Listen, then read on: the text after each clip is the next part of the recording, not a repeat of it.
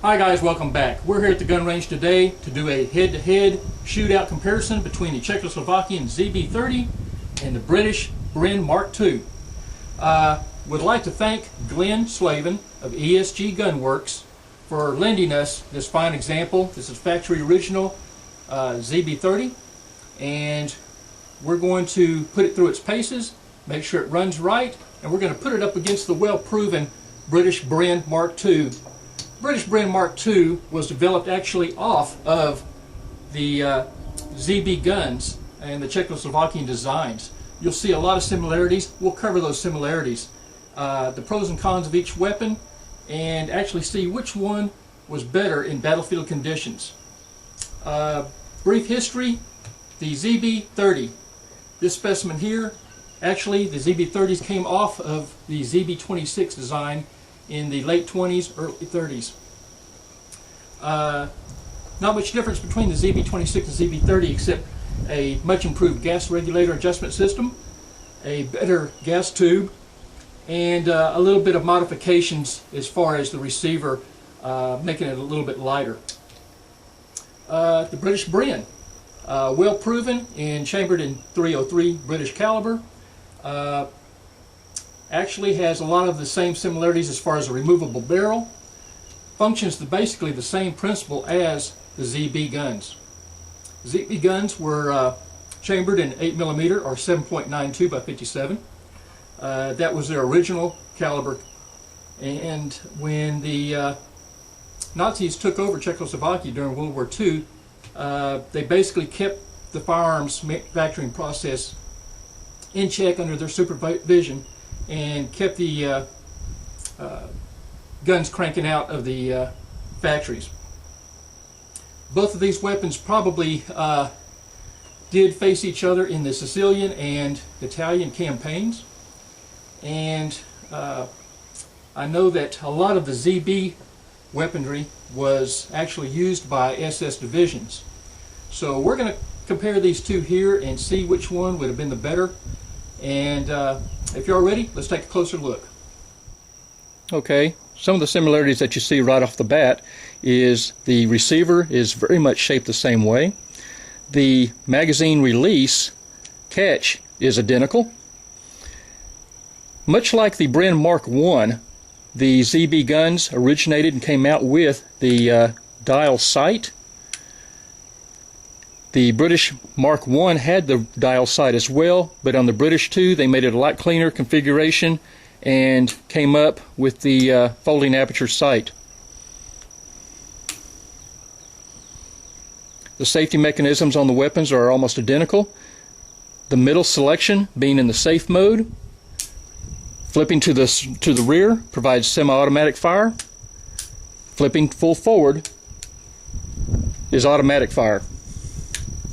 Both weapons functioned about the same manner and produced the same cyclic rate, which was between 450 and 600 rounds per minute. The Zb-30 and the Bren guns also shared in similarities as far as removable barrels, simply by the same type catch here that lifted up, releasing a set of interrupted threads inside for the barrel, with the gas regulator up front. So even though the magazines were of limited capacity, the barrels could be changed out quite rapidly. The British Bren came ahead a little bit by having a 30-round box magazine.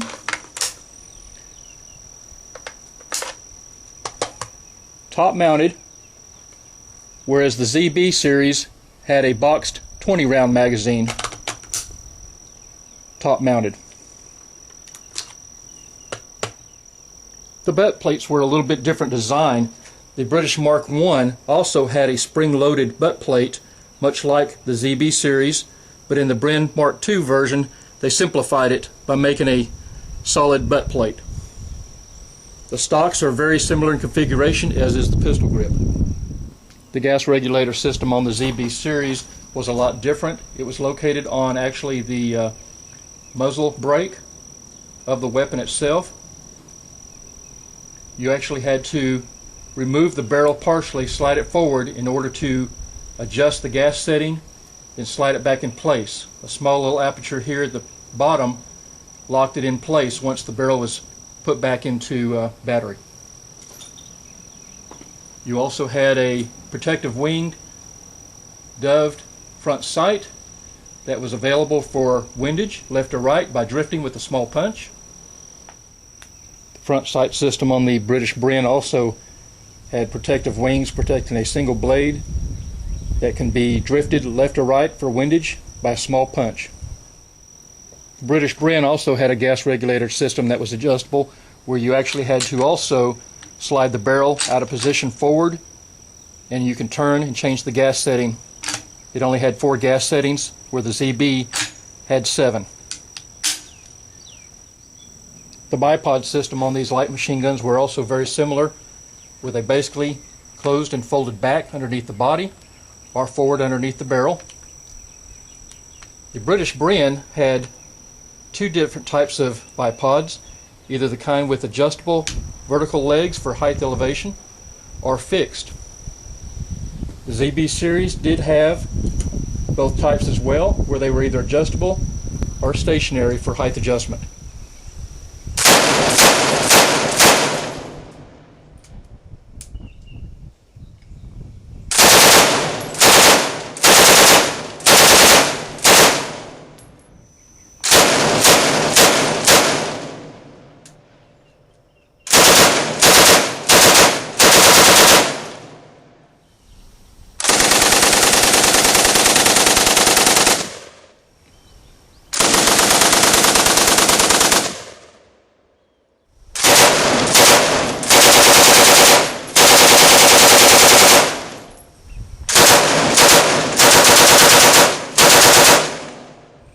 Alright guys, that concludes our head-to-head competition between the Czechoslovakian Zb-30 and the British Bren Mk2.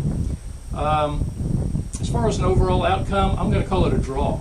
Both of them do have good qualities, pros and cons, but I think for battlefield conditions, if I had to take one into battle, the Bren's the one I'm going to take. It's a lot more rugged, a lot more sturdier, fewer parts, cleaner lines, fewer things to go wrong. Case in point is the magazine. Very well made. You can step on it, you can drop it. Pretty thick stamping. It'll take its abuse. Also a 30 rounder. The downside for the ZB gun, its box magazine's only 20 rounds. Very light, very thin stamping. If a man stepped on it, it's out of action. So, also, however, a pro for the ZB series, even though I don't like or recommend the dial sight, it's very easy to get damaged in the field or lose parts, I do like the open aperture sight. It's very quick for target acquisition. The Bren, however, on its downside for the Mark II series is the small little round aperture sight. Very hard to get a good sight picture. The front blade is just a tad too thick. In combat conditions, it's you really have to take your time to get the target laid out. And that's one step that they did take back, I believe, from the Bren Mark I to the Bren Mark II series. They could have, instead of the little round aperture, they should have had it at the open dove. As far as accurate, I think both of them are very, very accurate. And dependability, since they're both of the same design internally, both of them are very dependable.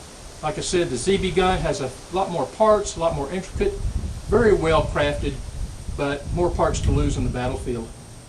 Anyway guys, be sure and contact Glenn at ESG Gunworks. That's ESG Gunworks. He's got a YouTube channel. This is his weapon. It's factory original. Contact him. Tell him to do a video for y'all to break this down, give y'all some particulars on it. I'm sure you'd like to see a breakdown and field strip of this weapon. It's a very immaculate weapon. I like it. Alright guys, that's it. Take care. Shoot straight. Be safe. See y'all next time. Thanks for watching.